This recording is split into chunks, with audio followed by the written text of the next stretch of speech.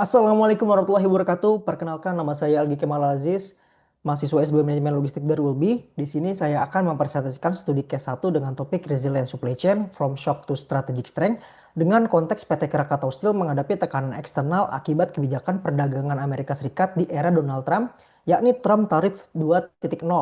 Dan di sini saya akan berpura-pura bertindak sebagai Independent Strategic Advisor to the Board of Directors yang memaparkan perspektif dari studi kasus ini. Oke, jadi teman-teman kita mulai dari konteksnya dulu nih. Saat ini Krakatau Steel berada di kondisi yang agak unik. Utilisasinya kapasitasnya masih stabil, tapi resiko suplesinya justru meningkat cukup tajam karena tarif Trump 2.0 ini. Dan juga ada gangguan supply chain Asia Pasifik. Nah, contohnya apa? Harga slab naik sekitar 25%. Lead time impor makin lama, permintaan domestik naik, dan biaya modal sekitar 11%. Nah, yang kondisi kayak gini nih yang memunculkan pertanyaan besar. Apakah cukup bertahan dengan buffer stok seperti sekarang atau sudah waktunya beralih ke strategic supply chain yang lebih resilient? Nah, sekarang kita lihat nih kondisi inventorinya saat ini. Krakatau Steel itu menyimpan safety stock sekitar 60 hari yang mengikat sekitar 180 miliar rupiah working capital. Tapi setelah dianalisis, ternyata level optimalnya itu sekitar 45 hari aja. Artinya apa?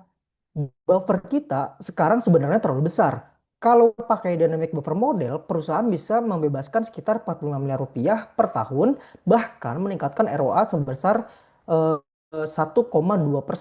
Jadi buffer ini penting, tapi harus fleksibel, bukan statis. Nah, yang menarik, keputusan inventory ini sebenarnya keputusan finansial. Setiap tambahan 15 hari safety stock itu mengikat sekitar 45 miliar rupiah dan menahan biaya hampir 5 miliar per tahunnya. Jadi kalau inventory terlalu besar, uang perusahaan tidur di gudang. Nah, dengan dynamic buffer 45% ini, maksudnya dengan buffer 45 hari ini, kita bisa menyeimbangkan antara biaya penyimpanan dengan risiko kehabisan stok. Nah, di sini kita bandingkan dengan tiga pendekatan. Yang pertama, lean inventory, dia murah tapi aman.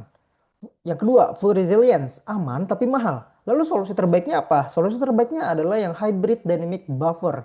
Nah, model ini menjaga service level sekitar 97% tanpa membebani working capital terlalu besar. Jadi bukan pilih salah satu, tapi kita cari titik tengah yang paling optimal.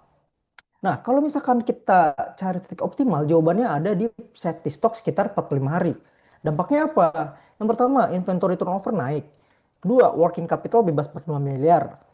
Yang ketiga, service level tetap tinggi. Nah, artinya apa? Artinya kita bisa lebih efisien sekaligus tetap tangguh menghadapi disruption. Dan fasenya itu dibagi menjadi tiga. Fase pertama, audit safety stock, tambah supplier, dan perbaiki forecasting. Fase kedua, dynamic buffer per SKU, hedging harga, dan FMI.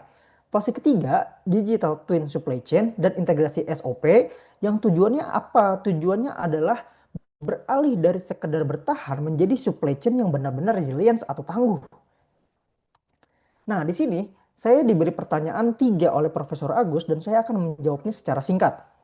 Jadi, resilient supply chain bukan lagi soal menyimpan stok sebanyak mungkin, tapi menjaga kontinuitas operasional tanpa membebani kesehatan finansial.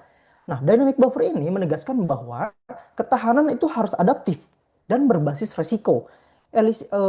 Resilience dan efisiensi juga selalu bertentangan, tidak selalu bertentangan. Keduanya itu dapat berjalan bersama jika perusahaan menemukan titik optimal antara biaya dan resiko.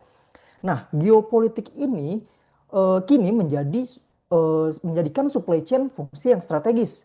Sehingga perusahaan itu perlu fokus pada disverifikasi, fleksibilitas, dan mitigasi risiko global. Nah, intinya masa depan supply chain ini adalah balance resilience, menggabungkan efisiensi finansial, manajemen risiko, dan strategik geopolitik untuk menjaga daya saing jangka panjang. Nah, jadi kesimpulan utamanya dari studi case ini, buffer saat ini itu terlalu besar.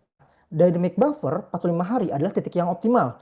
Hybrid inventory adalah solusi terbaik dan Krakatau Steel itu perlu bergerak dari survival menuju resilience. Kurang lebihnya mohon maaf. Sekian dari presentasi ini. Jika ada pertanyaan silahkan di kolom komentar. Wassalamualaikum warahmatullahi wabarakatuh.